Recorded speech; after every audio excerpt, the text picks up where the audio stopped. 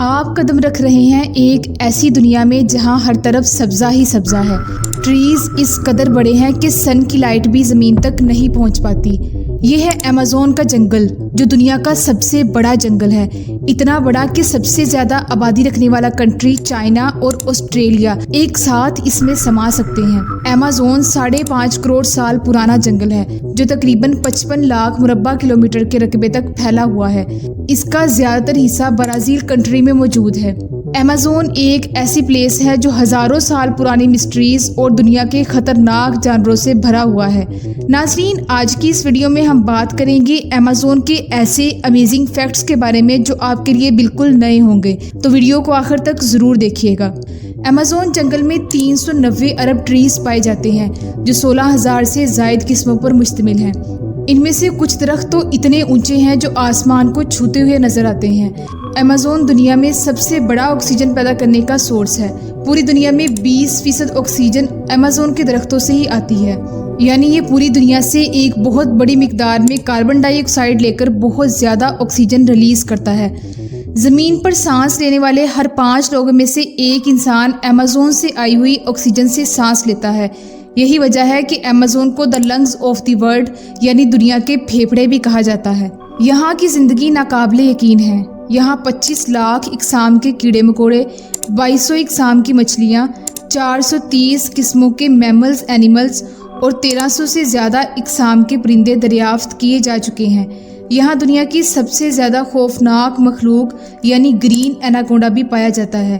Green ایناکونڈا ایسا سانپ ہے جو پورے انسان کو زندہ نگل سکتا ہے۔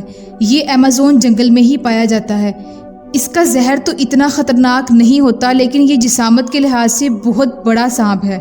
یہ انسان یا اس جیسی مخلوق کے گرد لپٹ کر انسان کو جان سے مار سکتا ہے، یا پھر پورے کے پورے انسان کو زندہ بھی نگل سکتا ہے۔ اس کی لمبائی 30 فٹ تک ہو سکتی ہے۔ ایمیزون جنگل میں کتنے ایناکونڈاز ہیں، آج تک کوئی بھی شخص اس بات کو نہیں جان سکا۔ ایمیزون جنگل میں ایک عجیب و غریب لیزرڈ بھی پائی جاتی ہے۔ یہ چھپکلی پانی پر تیرنا جانتی ہے۔ یہ دونوں پاؤں اٹھا کر پانی پر تیر سکتی ہے۔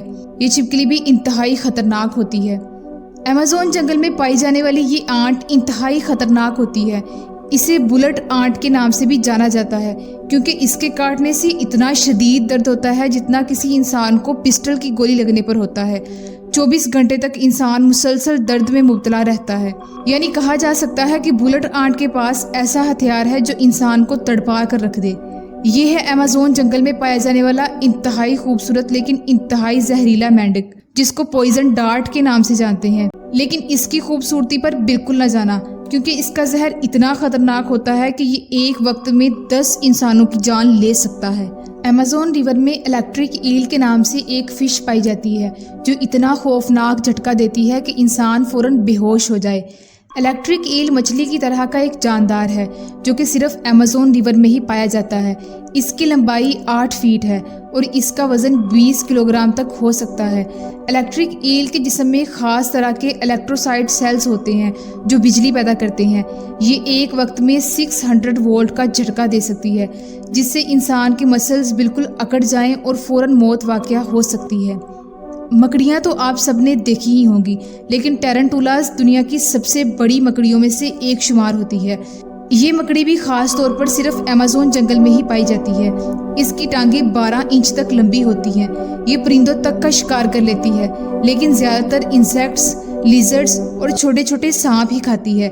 یہ رات کے اندھیرے میں چھپ کر شکار کرتی ہے اور خاص قسم کی ایک ڈراؤنی آواز بھی نکالتی ہے۔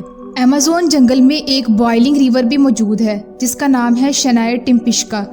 شنائر ٹمپشکا کا مطلب ہے ابلتا ہوا پانی۔